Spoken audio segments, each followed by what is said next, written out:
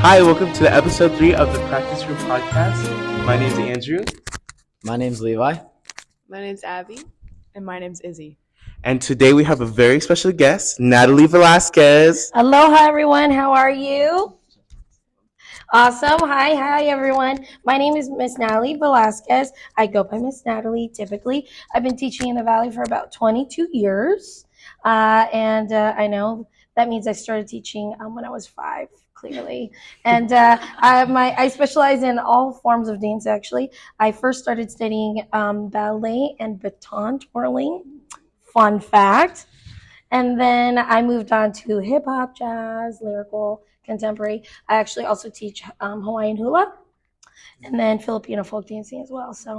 And clearly I was in choir myself. Shout out to Horizon Choir. That's where I grew up in.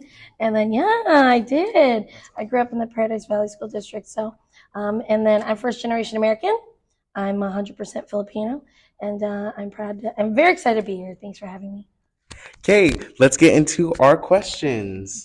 Okay, so the first question is, what is your favorite Dutch drink? Oh, okay. Like I was saying when I first walked in here, I am so extra boring. So I just typically get a cold brew. I'm not as cool and on your guys' level. So I am open to drink suggestions. I am a tea lover as well. So slide some DMs to the Practice Room Podcast and shout out Miss Natalie and try drink number whatever. Should we go around saying our favorite Dutch drinks too? Sure. All right. I like the Dino Egg Rebel. What's in that? I don't know, honestly. It's like, listen, You just drink it. tastes fruity. It's good. It's dinosaur eggs. Yeah. I love it. I love a horchata chai. It's my favorite. Mhm. I like the trifecta shake. That's my favorite. It sounds I like a an trifecta. Aftershock Red Bull.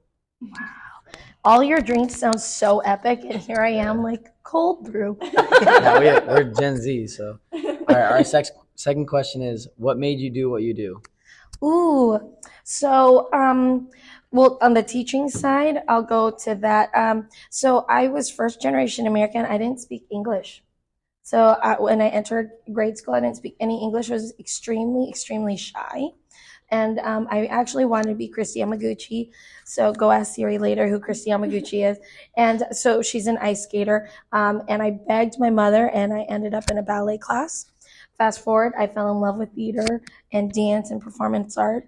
When I graduated high school, literally 2 weeks after I graduated high school, I dislocated my knee. Yeah, and that knee injury kind of set me really far back. The industry was very, very different at the time. And I'm thankful for everything. It was just really hard to get work being injured, and I'm only 5 foot tall. So injured, 5 foot tall, and I didn't really fit the box in what a lot of companies were looking for at the time. So, nobody really wants to hire an injured person. I got a random phone call from a friend of another friend who knew of another friend, and was like, "Hi, are you Miss Natalie Velasquez?" I'm like, "Yeah." Will you choreograph Miss Teen World? And at that point in time, I was actually teaching already. I started teaching when I was 14.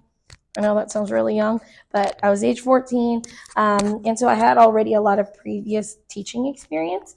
But the Miss Teen World was kind of my first official big girl gig. I don't know how my parents let me drive to Vegas by myself at the age of 18, but I did, and that was kind of the first thing that started my professional career. So after I did Miss Teen World, I did Miss Hawaii, did Miss Arizona, then I started choreographing for a lot of community theaters in the Valley, and then my first high school I worked with besides my own was Shadow Mountain, so shout out to Shadow Mountain High School. Yeah. What were your parents' jobs, and what kind of inspired you to do that?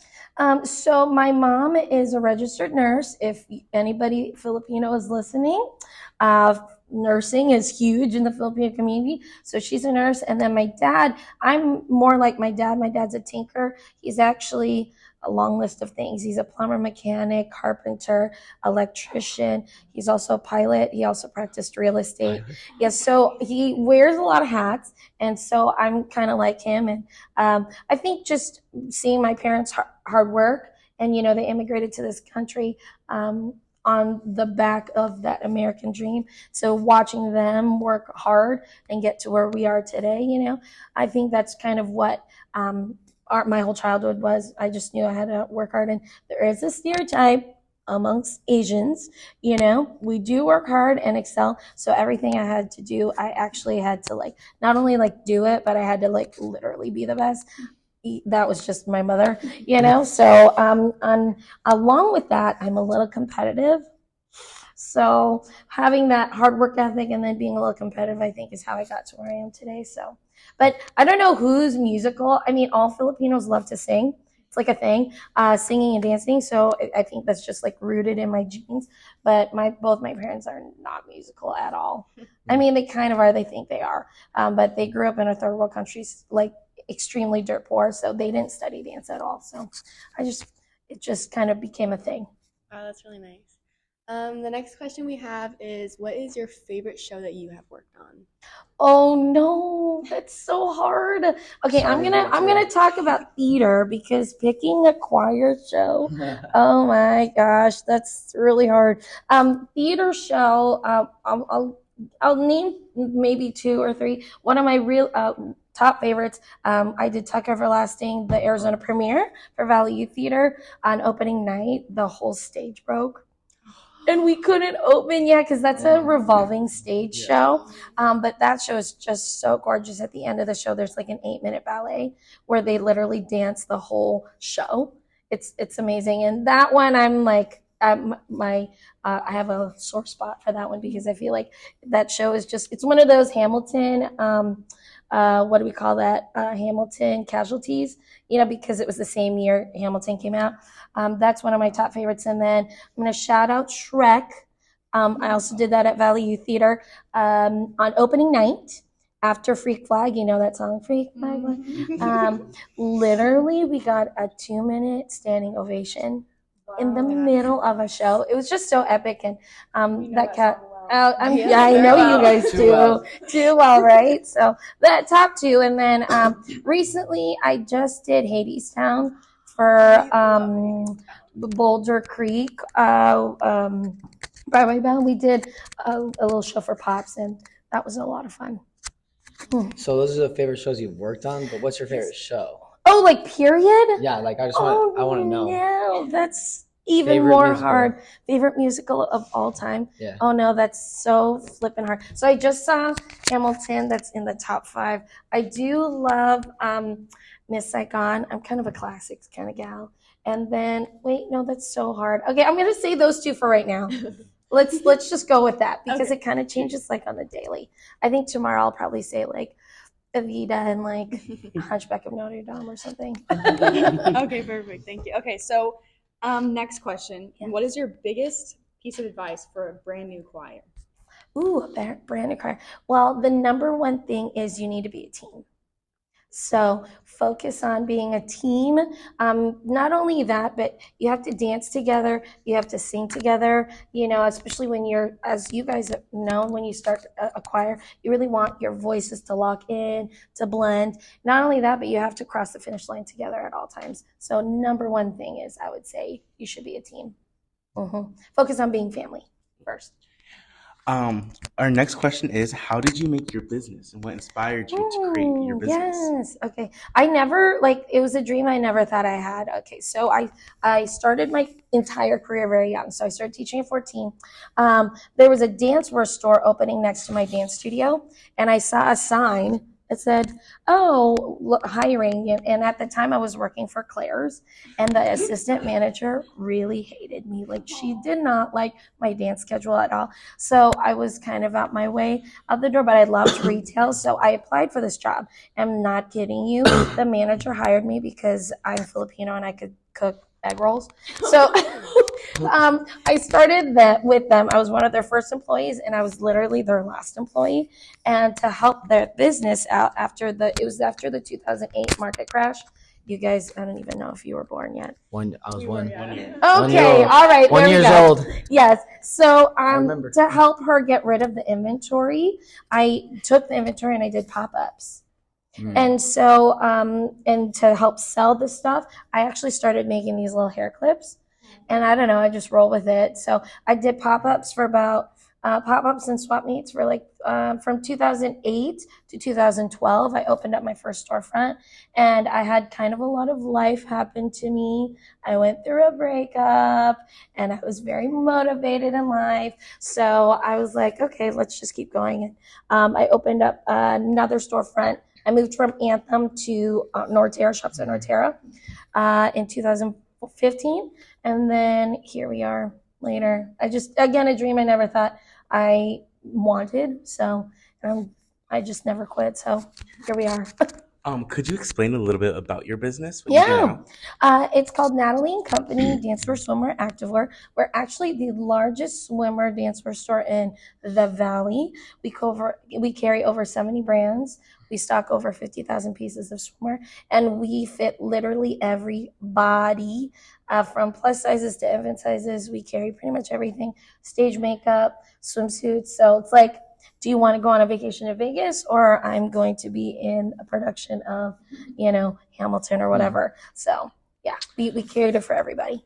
Okay, so the next question is, what musical theater character inspires you the most, and which one do you relate to the most? Guys, you are asking so many hard questions. OMG. We want you to think about Oh Props to my Izzy. goodness. She Yeah, that's a good deserves one. the credit on this. Oh my goodness. Okay, so you said inspires me the most. And what do you relate to, or who do you relate to? Okay, because I said Cinderella earlier. I don't know, maybe I didn't. But Cinderella, I just think like girlfriend was like hardcore abused her whole life. You know what I mean, right? Hashtag oppression. But then it's like she rose, overcame, and she just became kind throughout the whole process. So I would say, not that I had that at all, but it's like she had very humble beginnings and had a happy, humble ending. And at the end of the whole show, she really wanted to be for the people and elevate the people around her, admits herself, so I could relate to that. I think everyone can. Yeah. All right. How do you manage to stay sane doing all the stuff you do? Okay, so I'm gonna be probably a little PC, but I'm big into little Jesus. So I'm big into my faith. So that kind of keeps me propelled and going. And then number two, my students, you guys. I just feel like I had a great childhood, I had a great career, and I feel like I need to pay it forward by giving back to young people. So yeah, you gotta have a purpose, right? Mm-hmm. Okay, perfect. For our next question, we have the best performance you've ever seen and why. So what is the best performance you have ever seen? I will say your guys' puppet show was amazing. I wish they mic'd me for it, because I literally was like, wait, what? Like, I really, that show was very, very creatively well done. Are we talking about choir shows or just You know in what? shows? Any performance. We could do one of each, like any performance, and then like a show choir one that either you've judged or like you. Okay, Seen. so yeah, well, I mean, really, I don't. I'm not that just I'm here. I really thought that was extremely creative. I mean, we the people that we put on that show together, we all were talking about it, and it's just extremely creative. I have a very big respect for anyone that does puppetry. It's very difficult. Yeah, I've had puppetry training. It's not easy. It's not easy. So really well done. It was so creative, like outside the box. Amazing. Well done. Well done. I will say, just because I just saw Hamilton, the show is just so brilliant. Lin-Manuel is just so brilliant. Just the creativity all around. If anybody that does theater, it's just so creatively done. And then lately, what I just saw that literally blew my mind, that I didn't think could blow my mind even more, was Les Mis. I saw the tour and their set, everything was just so incredible. So just vocal, the whole design of that show is just brilliant, Thank you. And to wrap up, Yes. our last question is, what is your favorite aspect of a show choir set visually? Oh, visually, we love I'm huge on formations. So I love a good formation. I love a good layering moment. I mean, if you're lucky and you can have lights, texturizing everything.